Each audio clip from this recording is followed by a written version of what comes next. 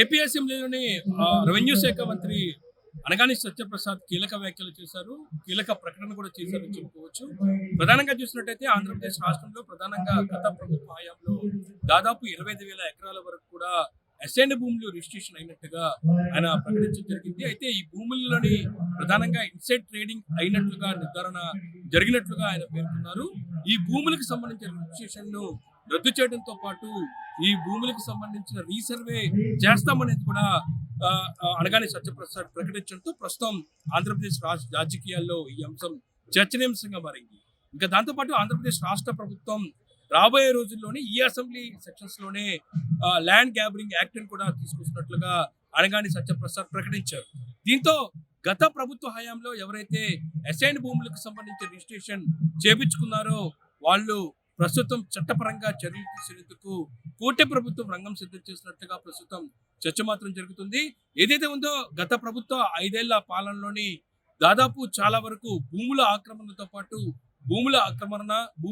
ఆక్రమణ దాంతో పాటు అసైన్ల భూములకు సంబంధించి పూర్తి స్థాయిలోనే రిజిస్ట్రేషన్ జరిగినట్లుగా ఇప్పుడు కూటమి ప్రభుత్వం అధికారంలో వచ్చిన తర్వాత నిర్ధారణ జరిగింది. దాంతో పాటు ప్రస్తుతం రాష్ట్ర ప్రభుత్వానికి 70 నుంచి 80% వరకు ఫిర్యాదులు ఈ మేరకు వస్తున్నాయి.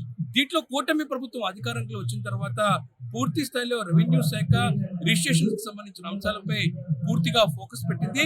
ఎవరైతే గత ప్రభుత్వంలోని అసైన్ భూములను రిజిస్ట్రేషన్ చేసుకున్నారో వాళ్ళపై కూడా చట్టపరంగా చర్యలు తీసుకునేందుకు రంగం సిద్ధం చేసింది. ప్రధానంగా చూసినట్లయితే చిత్తూరు జిల్లాలోని ఎక్కువ శాతం అసైన్ భూములు రిజిస్ట్రేషన్ అయినట్లుగా ప్రభుత్వం విచారణలో బయటికి వచ్చినట్లుగా తెలుస్తుంది. అందులోని గత ప్రభుత్వంలోని కీలకంగా ఉన్న పెద్దిరెడ్డి రామచంద్రారెడ్డి, ఆయనతో పాటు ఆయన కుటుంబ సభ్యులు, ఆయన సతీమణి స్వర్ణలతపై పెద్ద ఎత్తున అసైన్ భూములు రిజిస్ట్రేషన్ చేసుకున్నట్లుగా రెవెన్యూ శాఖ విచారణలోని బయటికి వచ్చినట్లుగా తెలుస్తుంది. అందులోని పొంగునూరు నియోజకవర్గంలోని పెద్దిరెడ్డికి సంబంధించి దాదాపు 23 ఎకరాలు, ఆయన కుమారుడు ఎంపీగా ఉన్న మిథున్ రెడ్డి పేరుతోని దాదాపు 43 ఎకరాలు ఉంటే, మరోపక్క పెద్దిరెడ్డి సతీమణి స్వర్ణలత మీద దాదాపు 171 అసైన్డ్ భూములకు సంబంధించి రిజిస్ట్రేషన్ అయినట్లుగా ప్రభుత్వ వర్గాలు చెప్తున్నాయి. దీంతో చట్టపరంగా చర్యలు తీసుకునేందుకు ప్రభుత్వం రంగం సిద్ధం చేసింది.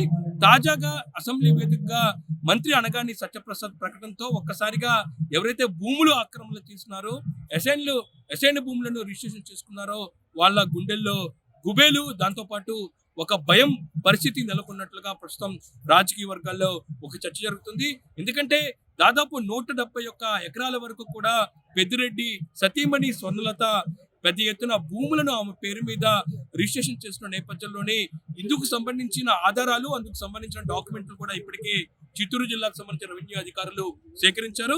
అందులో భాగంగానే ఇటీవల కూటమి ప్రభుత్వం అధికారంలో వచ్చిన తర్వాత మదనపల్లికి సంబంధించిన ఫైల్స్ అగ్ని ప్రమాదం జరిగింది అనేది కూడా ప్రభుత్వం విచారణలో తేలినట్లుగా తెలుస్తుంది. ఈ నేపథ్యంలో ఇటీవల మంత్రి అనగాని సత్యప్రసాద్ చిత్తూరు జిల్లా ఇన్ఛార్జ్ మంత్రిగా బాధ్యతలు స్వీకరించారు. చిత్తూరు జిల్లాలోని పర్యటనలో భాగంగా ఆయన ప్రధానంగా పెద్దిరెడ్డి ఈ సంబంధించిన కుటుంబ సభ్యులు పెద్దిరెడ్డి చేసిన భూములకు సంబంధించిన ఆక్రమణపై పూర్తిగా ఆయన ఫోకస్ పెట్టారు.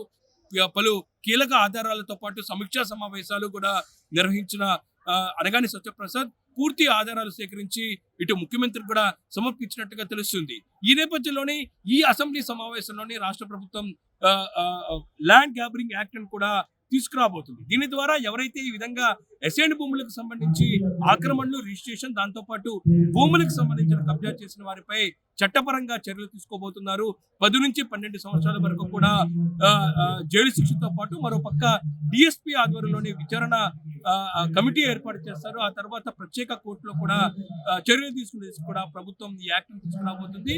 దీంతో రాబోయే రోజుల్లోని ఈ యాక్ట్ ద్వారా దాంతో పాటు మంత్రి అనగాని సత్యప్రసాద్ ప్రకటన చేసిన నేపథ్యంలోని పెద్దిరెడ్డి సతీమణికి ఉచ్చు బిగించే అవకాశం ఉన్నట్లుగా ప్రస్తుతం ప్రభుత్వ వర్గాల్లో ఒక చర్చ జరుగుతుంది. ఈ నేపథ్యంలో రాబోయే రోజుల్లో ప్రభుత్వం తీసుకొచ్చే ల్యాండ్ గ్యాబరింగ్ చట్టం, దాంతో పాటు అసైన్డ్ భూములకు సంబంధించిన రిజిస్ట్రేషన్ రద్దు, రీసర్వే నిర్మించడం ద్వారా గత ప్రభుత్వ హయాంలోని అధికారాన్ని అడ్డుపెట్టుకొని ఎవరైతే పెద్దిరెడ్డి లాంటి వాళ్ళు పూర్తి స్థాయిలో భూములను ఆక్రమించి అసైన్డ్ భూములకు సంబంధించిన రిజిస్ట్రేషన్ చేసుకుని ఉన్నారో వారిపై కూడా చట్టపరంగా చర్యలు తీసుకునే అవకాశం ఉన్నట్లుగా ప్రస్తుతం ప్రతి వర్గాల్లో ప్రభుత్వ వర్గాల్లో ఒక చర్చ జరుగుతుంది. ఓవరాల్ చూసినట్టయితే అసెంబ్లీ వేదికగా అసైన్డ్ భూములకు సంబంధించి మంత్రి అలగాని సత్యప్రసాద్ ప్రకటన ఇప్పుడు రాజకీయ వర్గాల్లో చర్చకు దారితీసింది.